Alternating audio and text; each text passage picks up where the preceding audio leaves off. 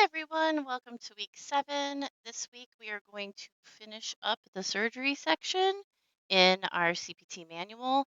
And then next week, we are going to go on to radiology.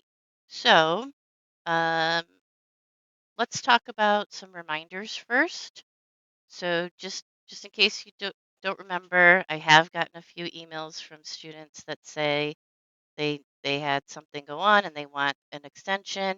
No late work is accepted for any reason. This is because you have 10 days to complete your work, and you really do need to be working on it earlier in the week and not waiting until Sunday. But if you have questions about something that you've read or uh, a question on the assignment, remember to email me directly at kberge@sullivan.edu. I check my email on my phone, so I'm able to get to your answer much quicker. So please email me directly there.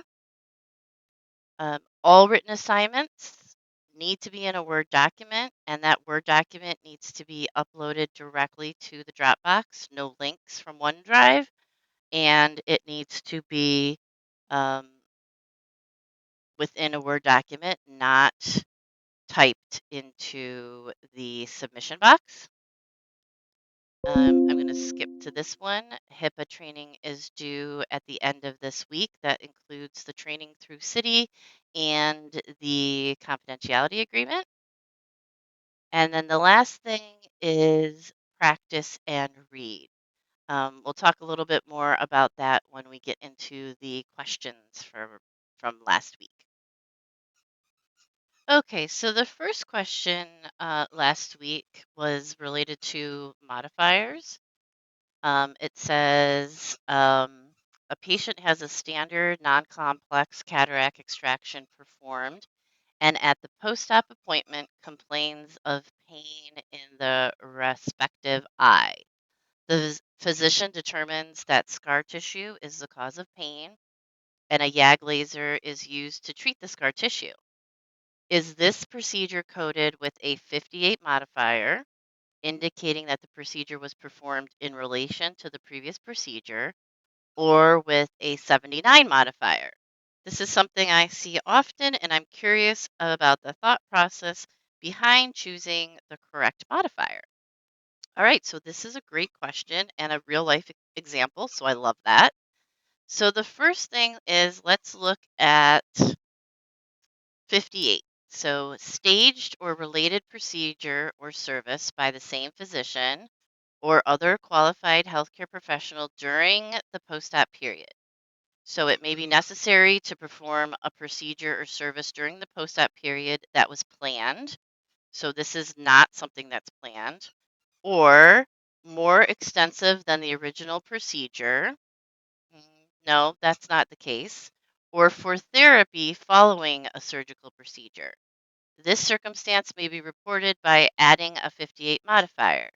Note, for treatment of a problem that requires a return to the operating or procedure room, like an unanticipated clinical condition, see modifier 78.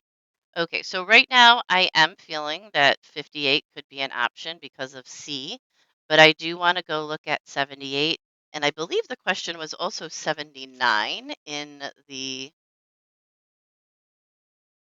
question that the student provided. Okay, so 78 is unplanned returned to the operating or procedure room by the same physician during the post op period. It may be necessary to indicate that another procedure was performed during the post op period for the initial procedure, unplanned procedure following the initial procedure. When the procedure is related to the first and requires the use of an operating or procedure room, we can add a 78. So we need to know where that repair of the scar tissue occurred. And we also need to know if it was during the post op period. 79 would not be correct because that would be an unrelated procedure. And this is related to the original procedure. So if we go back to our question here, it would not be modifier 79 because that would be if it was not related. 58 or 78 would be correct depending on where the procedure was being completed. So it says that it was at the post-op appointment. That does not necessarily mean it was during the post-op period. So 66984. Let's look and see how long of a post-op period that has. All right, so I am on the CMS website and I am going to look up a procedure code and I am going to look up, I'll just look everything up, 66984. And I'm just going to look up all max because I am looking for the global or post-op period. So if I scroll, I will see that this has a 90-day global period. So going back to my example, if this office visit was completed within the 90 days from when this started, we would use a 58 modifier. If it was,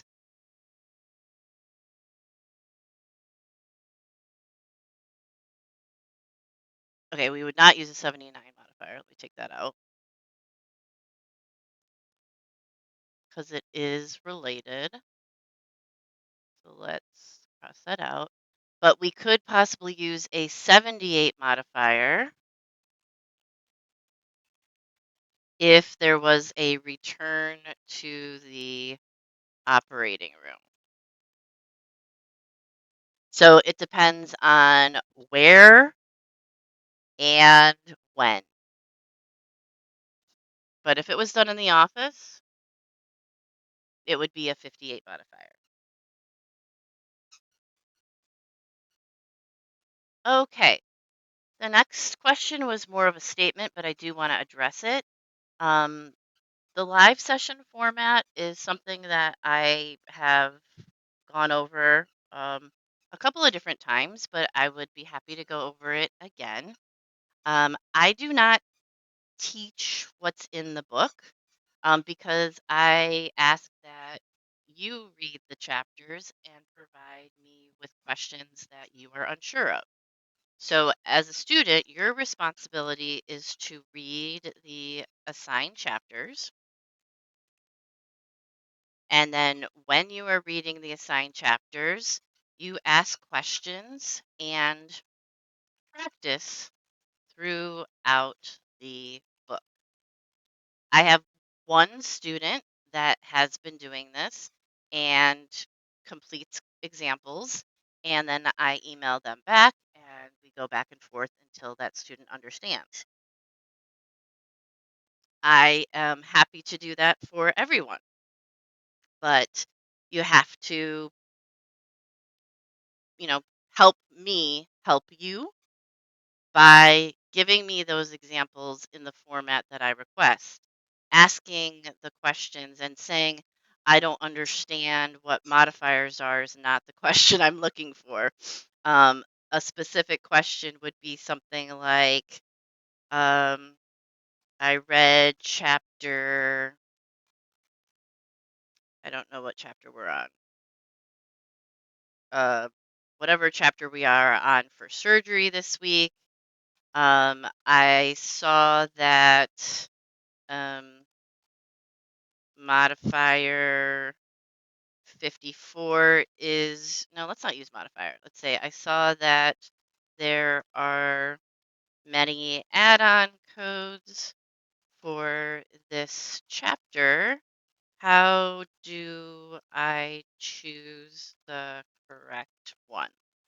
And then this is a question that I can go and answer by pulling up the book and showing you screenshots or doing a quick little video. So, reading is important because that's where you get the questions. Again, I pull the analytics and I can see the pages that you have gone on. And the average for this class is only 10 minutes, meaning that since we have, or 15 minutes, since we started the quarter, the average time that a student has been in the book is 15 minutes. So it should typically be 1 to 2 hours a week. If you are spending that amount of time and you still have questions, this is where the reflection paper comes into play. Or you email me if you want the answer, a little bit quicker. So I do appreciate that you provided that feedback. But I look to students to guide me on what is going to be lectured on. And if they say no questions, then I continue my normal format of answering the questions and going over an example. All right, next question.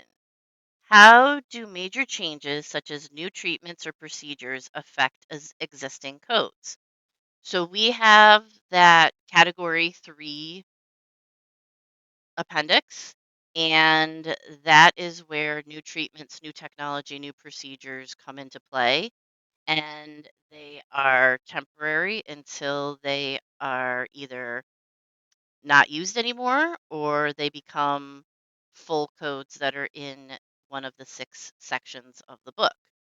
Um, it doesn't affect existing codes unless the code is no longer needed.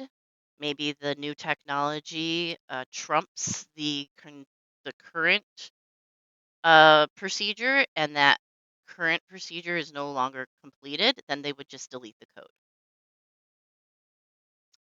Are there specific resources or guidelines you would recommend for staying up to date on these changes? Every quarter, there are changes that are completed on all manuals.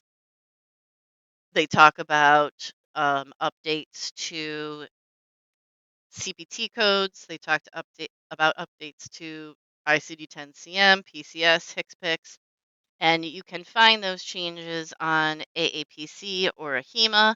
You can also find those changes on the CMS website, and you can also follow um,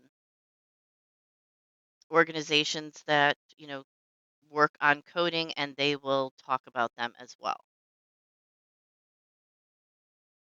Okay, next question. Is the test through the state like NCLEX? No, this is a national certification. It is not a licensure exam.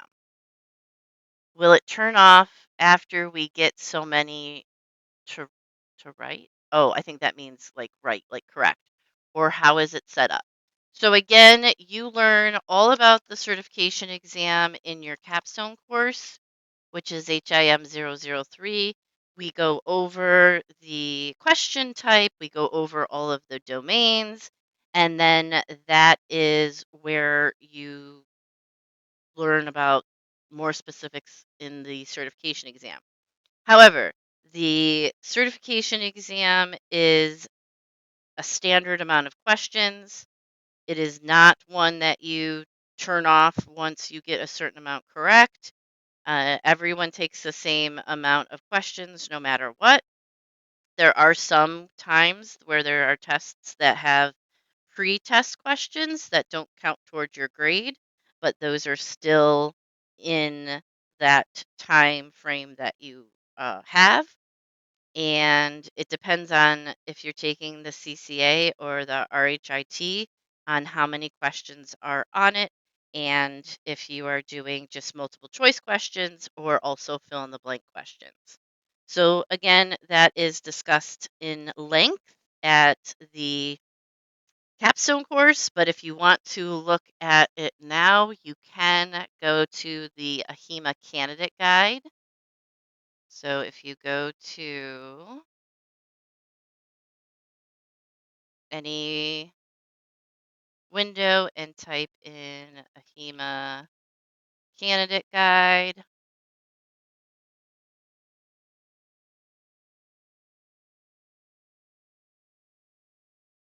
click on the first one there.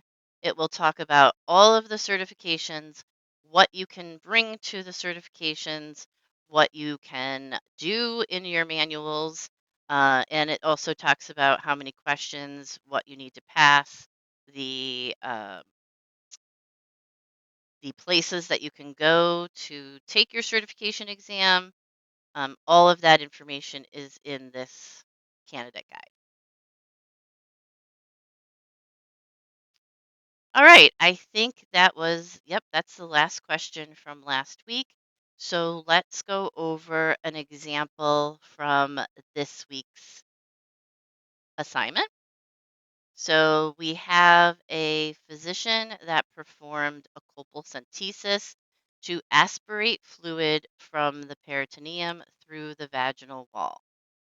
Because we are now in week 7, I do want to kind of put things together because in your advanced coding course, you are going to need to be able to code and abstract both procedure and diagnostic codes.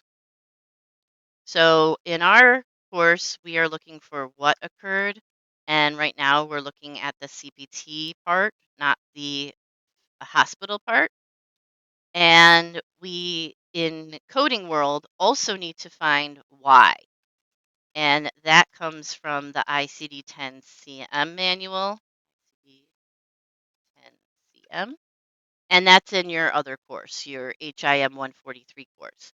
I still want to write down the procedural statement and the diagnostic statement for each of these, just so you kind of get the feeling, because we're going to do this in a quarter or two, where you're going to have to abstract everything and then find the code in 3M. Okay, so what occurred to the patient? They had a colpal.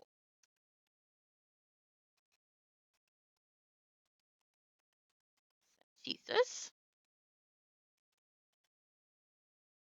And that is a colpocentesis to aspirate fluid from the peritoneum through the vaginal wall.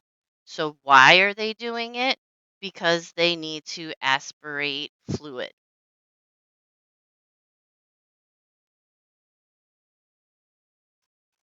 So, those are the procedural statement and the diagnostic statement.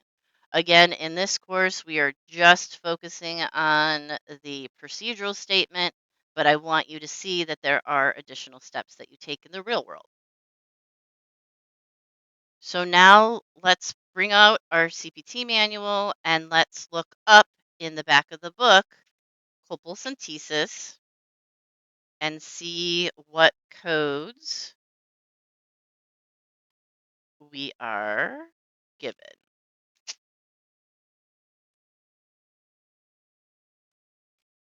All right. Colpocentesis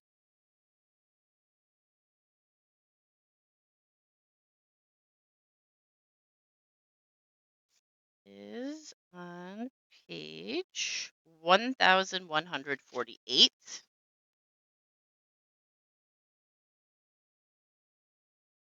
at the very top. Colpocentesis 57020. So we're going to write that down. 57020.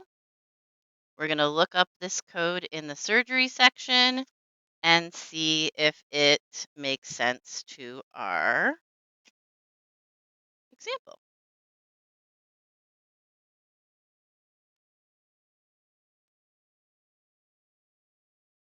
Sorry, look at what I got here. I got a little puppy that's trying to help me. Sorry about that. Thought maybe you would like to see what was making that squeaky noise a few minutes ago.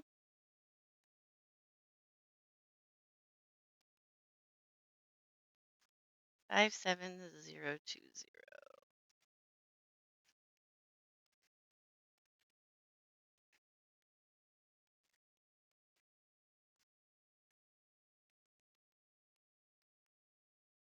All right, page 446.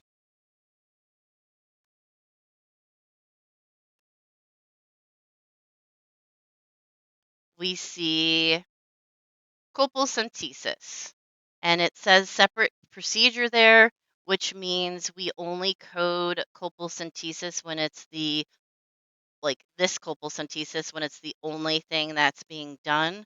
Does our procedural statement say there was anything else done? Nope. That is the only thing that was done. So that is our correct code for this case, the 57020.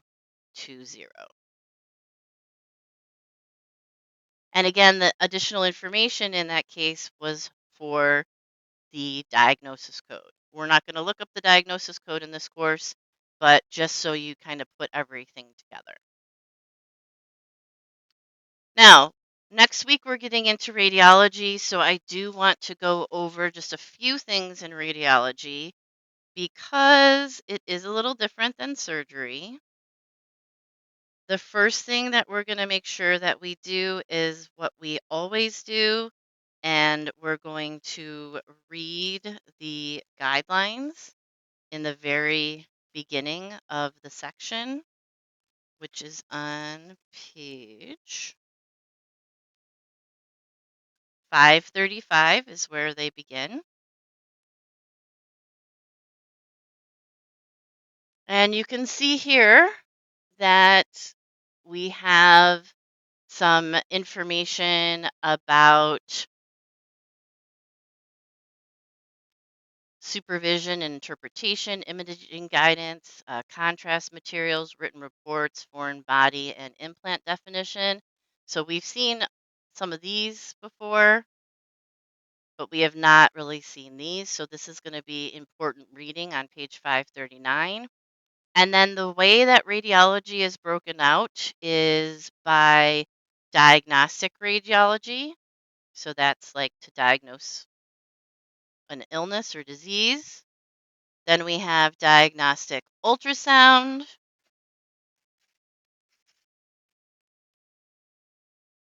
followed by radiologic guidance, breast mammography, bone and joint studies, radiation oncology, and then nuclear medicine. What is important here is you need to verify that you're in the right subsection. So you may want to use this these two pages, page 535 and 536, to help make sure you're in the correct area because sometimes it is difficult to find if you are working on radiation oncology. You may not know that it is radiation oncology. You may not know that neutron beam treatment is for radiation oncology, and you may not be able to find it under the index. So, looking here is a good hint to make sure that you find the code and you're in the right spot. Now, again, make sure that you read the chapter for radiology. That would be the first thing that you should do. So, if we go into our book,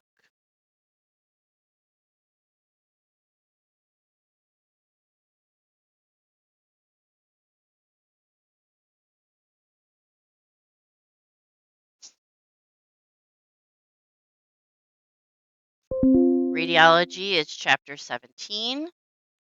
talks about terminology, talks about the radiology section, guidelines, subsections. It will also talk about modifiers that are commonly used, and the review is where you can try your own.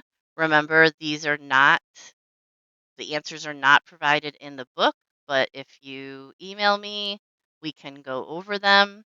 Um, you just have to provide to me what the main term that you looked under, any subterms, uh, the code that you found, and why you chose that code. All right. I think that is it. Thank you so much for joining me, and I will see you next week.